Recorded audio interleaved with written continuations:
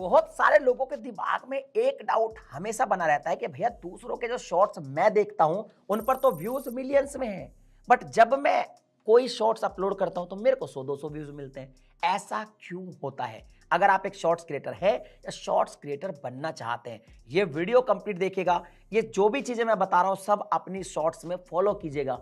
फिर आप ये कभी नहीं कहोगे कि भैया हमारी शॉर्ट्स में तो 100-200 व्यूज आ रहे हैं और दूसरे के मिलियंस में व्यूज आ रहे हैं। और वीडियो पसंद आ जाए तो आपको पता ही क्या करना है, वीडियो को लाइक कर देना है, चैनल को सब्सक्राइब कर देना है, क्योंकि ऐसी वीडियोस में आपके लिए हमेशा बनाता रहता हूं। तो देखिए, सबसे पहले तो ये समझना होगा कि ऐसा एक्चुअल में आप लोगों के साथ होता क्यों है। देखिए, शॉर्ट्स का जो एल्गोरिदम था स्टार्टिंग में बहुत अलग था, नया नया शॉर्ट्स आया था और यूट्यूब को इस फीचर को बहुत ज्यादा प्रमोट करना था, क्योंकि नंबर्स दिखाने थे भाई कि देखो भाई हमारे पास इतने व्यूज आते हैं शॉर्ट्स पे। और आपने देखा यूट्यूब ने भर भर के इसका प्रचार भी किया कि इतने बिलियन व्यूज हम एक दिन में शॉर्ट्स पे लेकर आ रहे हैं, लेकिन अब वो मामला हो गया ठंडा।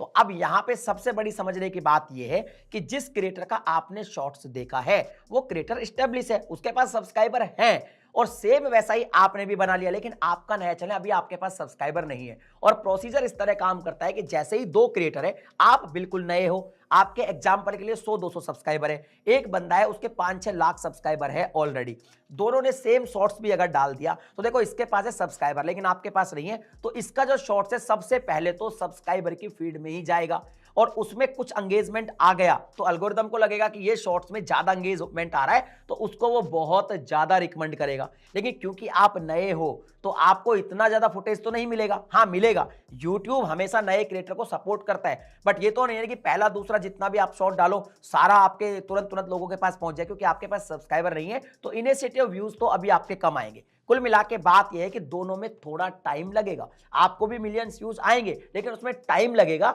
ऐसा नहीं है कि तुरंत आपने चैनल बनाया, शॉर्ट डालना शुरू किया, 5-7 शॉर्ट डाले और बूम वायरल हो गया, ऐसा नहीं है, टाइम लगता है क्योंकि अब प्रोसेसिंग चेंज हो गई है। आज से अगर 2 साल पहले 1 साल पहले जब ये शॉर्ट चालू हुआ था उस टाइम जो भी नए चैनल शॉर्ट डाल रहे थे तो भयंकर तरीके से बूस्ट मिल रहा था, क्योंकि यूट्यूब खुद ही सबको रिकमेंड कर रहा था। लेकिन अभी थोड़ा सा चेंजेस तो हुआ है, तो ये है पहला कारण। अब बात करते हैं दूसरे कारण की। अब दूसरा रीजन ये है कि यूट्यूब आजकल जो भी सर्च कुछ करता है, कोई भी ऑडियंस आती है वो सर्च तो करती है यूट्यूब पे, तो शॉर्ट्स भी रिकमेंड करता है। लॉन्ग वीडियोस तो करता ही है, पहले से करता है, लेकिन शॉर्ट्स को भी रिकमेंड करता है और वहां पे शॉर्ट्स का थंबनेल भी बहुत काम का होता है। बहुत सारे शॉर्ट्स आप देखेंगे जो मिलियन में है, उनके जब आप कमेंट रीड करेंगे तो उन पे लिखा मिलेगा कि भैया थंबनेल की वजह से कमाल हो गया, क्योंकि थंबनेल बहुत मैटर करता है अब शॉर्ट्स में। तो आप शॉर्ट्स में चाहे फ्रेम सेट करें कुछ भी कर, लेकिन थंबनेल उसका कुछ ऐसा लगाएं कि अगर वो किसी की होम पेज पे जाए, किसी की फीड में जाए, शॉर्ट फीड के अलावा और जितने भी तरीकों से व्यूज आते हैं उनसे भी आपको व्यूज मिले।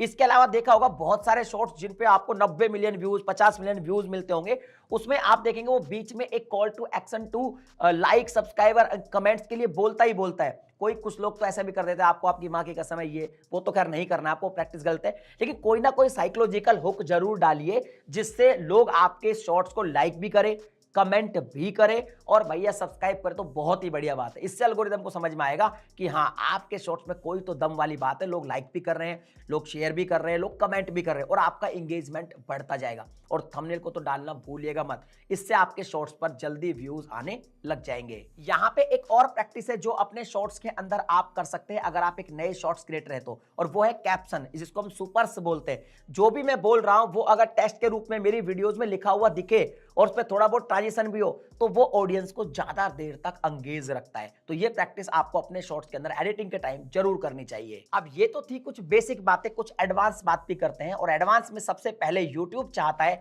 कि भैया क्रिएटर बहुत कंसिस्टेंट रहे, बहुत ज्यादा शॉर्ट्स अपलोड करे।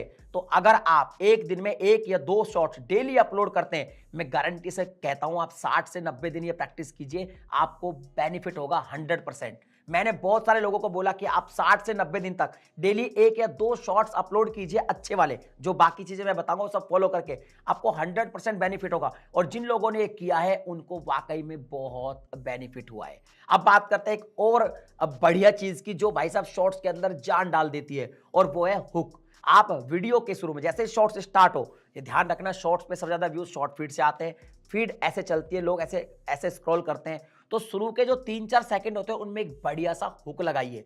और हुक इतना इंटरेस्टिंग होना चाहिए। और आजकल तो लोग ऐसा भी कर रहे हैं कि भैया हुक जो है ना वो किसी और ही वीडियो का लगाते हैं, बाद में वो खुद आके बोलता है। शुरू में कुछ और चल रहा होता है, फिर वो खुद आके बोलता है। ऐसा हुक जरूर क्रिएट करिए। अगर आप हुक क्रिएट करेंगे और अपने शॉर्ट्स की एडिटिंग में कुछ अच्छे ट्रांजिशन का इस्तेमाल करेंगे तो वो शॉर्ट्स ज्यादा इंगेज कर पाएंगे ऑडियंस को, और ज्यादा जब इंगेज करेंगे तो सिंपल सी बात है, एल्गोरिदम उन शॉर्ट्स को बहुत जल्दी रिकमेंड करेगा लोगों को और आपका शॉर्ट फटाफट से जो है वायरल होने लग जाएगा। अगर आपने अभी शॉर्ट्स बनाना स्टार्ट किया है तो आप ट्रेंडिंग टॉपिक को जरूर पकड़ें, क्योंकि शॉर्ट्स में क्या होता है, आप देखेंगे रील जब देखते हैं इंस्टाग्राम पे या शॉर्ट्स जब देखते हैं तो आपने देखा होगा जो ट्रेंडिंग टॉपिक चल रहे होते हैं सारे क्रिएटर उस ट्रेंडिंग टॉपिक पर ही शॉर्ट्स बना रहे होते हैं। तो फिर आप क्यों पीछे रहते हैं? अगर आप भी नए हैं तो जितने भी ट्रेंडिंग टॉपिक्स होते हैं उन सब पर शॉर्ट्स बनाइए। एक चीज हमेशा ध्यान रखना, जो ऑलरेडी एस्टैब्लिश क्रिएटर है वो अगर ट्रेंडिंग टॉपिक पर एक शॉर्ट्स भी बनाएगा तो उसको अच्छे व्यूज मिलेंगे, लेकिन क्योंकि आप एक नए क्रिएटर है तो मैं कहता हूं कि जब भी आपको कोई ट्रेंडिंग टॉपिक मिले, आपको लगे ट्रेंडिंग टॉपिक तो चलता रहता है, उस पर एक नहीं बल्कि आप 3-4 अलग अलग तरीके से शॉर्ट्स बनाइए। आप मल्टीपल शॉर्ट्स बनाएंगे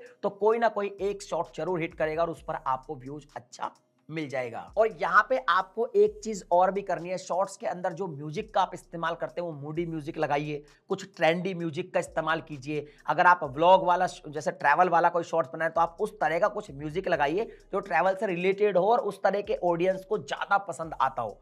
ये जब आप, अब इसकी नॉलेज कैसे मिलेगी, आप खुद से बहुत सारे जब शॉर्ट्स और रील्स देखेंगे तो आपको समझ हो जाएगी कि कौन सा म्यूजिक कौन सी तरह के टॉपिक में ज्यादा बढ़िया चलता है। थोड़ी बढ़िया ओवरलेज का इस्तेमाल कीजिए और कंसिस्टेंट रहिए, आपको जल्दी ही रिजल्ट मिलेंगे और आपके शॉर्ट चलने लग जाएंगे। इसके अलावा फालतू के जो शॉर्टकट्स है उनके चक्कर में मत पड़िए, आपका समय बर्बाद होगा और लेना देना कुछ भी नहीं होगा। और अगर आपका फिर भी कोई डाउट है तो आप कमेंट कर दीजिएगा, कोई ओपिनियन है आपकी कमेंट कर दीजिएगा। मिलता हूं अगली वीडियो में नए टॉपिक के साथ, तब तक के लिए जय हिंद।